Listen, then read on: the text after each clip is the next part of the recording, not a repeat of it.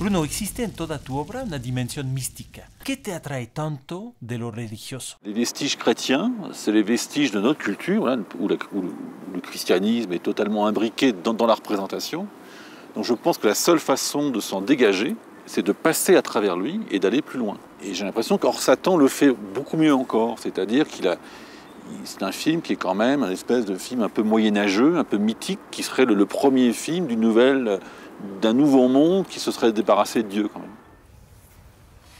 même. C'est un espèce de naturalisme à cause de l'acteur, du son, des décors, mais en fait c'est complètement surréaliste, c'est-à-dire c'est les plans, même le montage, c'est-à-dire que la durée, tu vois, il y a des scènes qui ont lieu, c'est trop long en fait, c'est-à-dire il y a une scène où il tue, au début du film, là, quand il tue le beau-père, le temps, entre le moment où il tire et le moment où l'autre est tué, si tu veux, le temps n'est pas bon en fait, c'est trop long.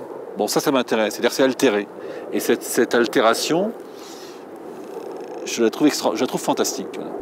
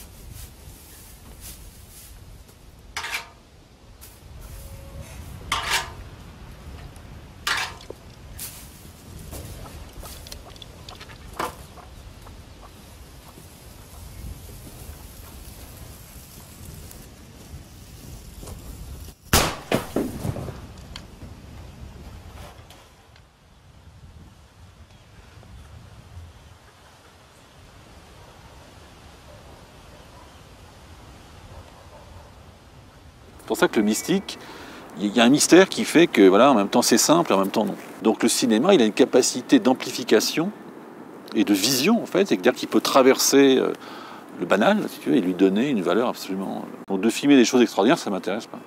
Donc j'essaie, tu vois, d'aller dans l'ordre des choses, et je pense que... J'attends que ça vienne, en fait. Il ne faut pas que ce soit trop pensé, il ne faut pas que ce soit trop bien filmé, c'est éteindre tout ça pour que ça ait l'air de rien. Les grands films de cinéma ont l'air de... Non, c'est vrai, les grands films de cinéma ont l'air de rien. Donc tout l'art, c'est l'équilibre, trouver un équilibre entre le sujet, le scénario, l'acteur, la photo, etc. Donc la seule façon de faire ça, c'est de ne pas trop dialoguer.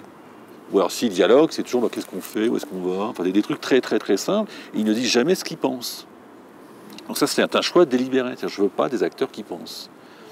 Parce que je sais que le spectateur, lui, il est pensant, lui, il est prêt à comprendre, etc. Donc ça m'intéresse Et puis je prends en compte le spectateur. Je sais qu'il y a un spectateur qui est là, donc il y a plein de choses que je peux ne pas faire puisqu'il est là. Donc pour éviter la redondance, il y a des mots que j'enlève délibérément. Le film, dans le scénario original, il est très dialogué.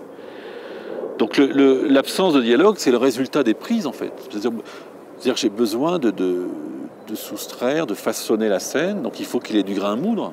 Donc il parle. Je dis, ça t'enlève. Deuxième prix, ça tu dis pas non plus. Et la dernière, je dis, dis rien.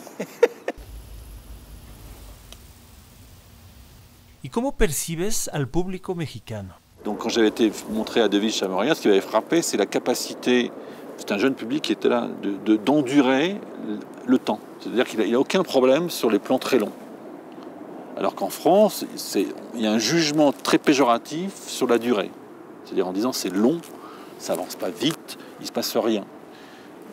Autant chez les Asiatiques, au Japon, que même ici, au Mexique, moi j'ai senti une capacité, si vous voulez, à ressentir le temps et du coup d'être impressionné parce que le temps révèle. Donc le temps est un révélateur. Si le plan est long, c'est qu'il y a une raison, c'est pas pour emmerder le spectateur. Donc si on est agacé en disant que c'est long, c'est qu'on ne perçoit pas. Quand on voyage un peu... Gracias, Bruno Dumont.